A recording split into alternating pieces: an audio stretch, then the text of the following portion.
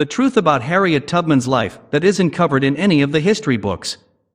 Harriet Tubman is one of the few names known by every American. She represents bravery, sacrifice, and freedom, and that's really based on one part of her life. From the grips of slavery, Harriet broke free, and quickly charged back into danger to save others. But do you know what she did next?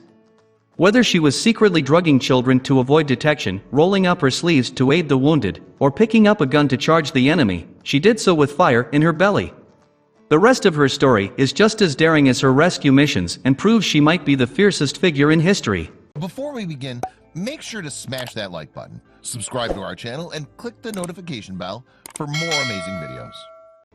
The iconic figure Harriet Tubman was born under a different name, Araminta Minty Ross. From the moment she arrived in the world, Araminta was enslaved. For that reason, the exact date of her birth remains unknown but was estimated to be between 1820 and 1822. Her early life in Maryland was wrought with abuse. The slave masters were casual with their violence, not showing any leniency to women or children. In one particular incident, a heavy object thrown at another slave connected with Harriet's head instead. Harriet endured the lasting effects of this head injury for the rest of her life. In addition to dizziness and hypersomnia, the trauma sparked frequent visions that Harriet believed were direct communications from God. That connection to faith fueled Harriet's certainty that she'd someday be free. It was in 1849 that the window of opportunity opened. After the death of her slave master, along with her two brothers, she briefly attempted escape, though ultimately they returned.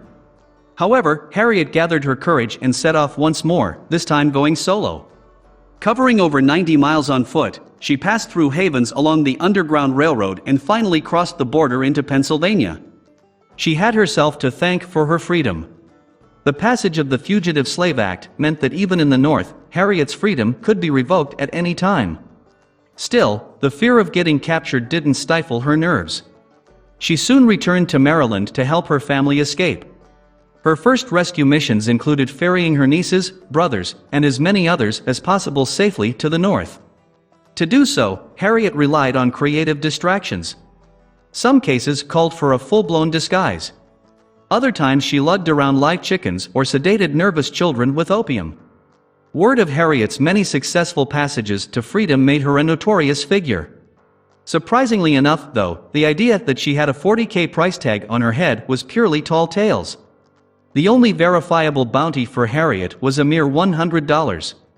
While it's difficult to know exactly how many individuals were aided by the efforts of Harriet Tubman, the number of people she saved is estimated to around 70 people over a total of 13 risky missions.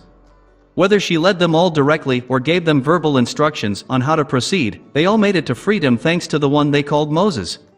The comparison to the biblical prophet who guided the Hebrew slaves out of Egypt was an obvious one. Harriet's renowned reputation caught the attention and mutual respect of lauded abolitionist and reform figure Frederick Douglass. It's believed their paths might have crossed along the Underground Railroad, as he referenced harboring a group of 11 fugitive slaves in his autobiography, which historians attribute as a crew of Harriet's. One person who failed to earn the Harriet Tubman stamp of approval was none other than Abraham Lincoln.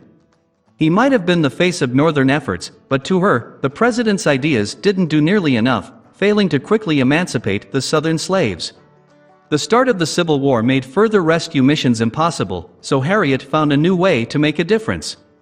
Her experience navigating through the South undetected made her a valuable asset as a scout to the Union forces.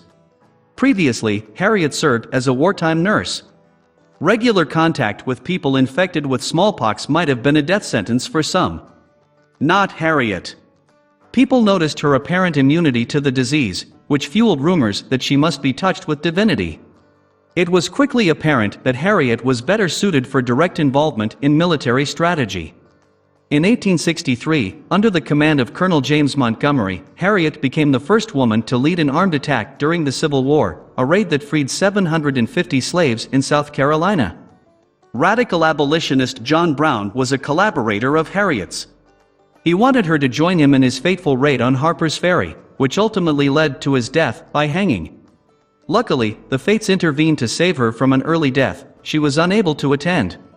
After the war ended, Harriet's role in society was yet to be determined. She had established herself as a hero in some circles, but she was still a black woman in a brutally racist America. Her next steps weren't overloaded with opportunity.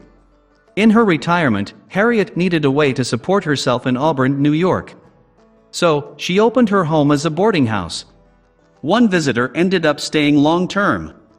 Nelson Davis, a Union soldier 20 years Harriet's junior, stole her heart, and they married.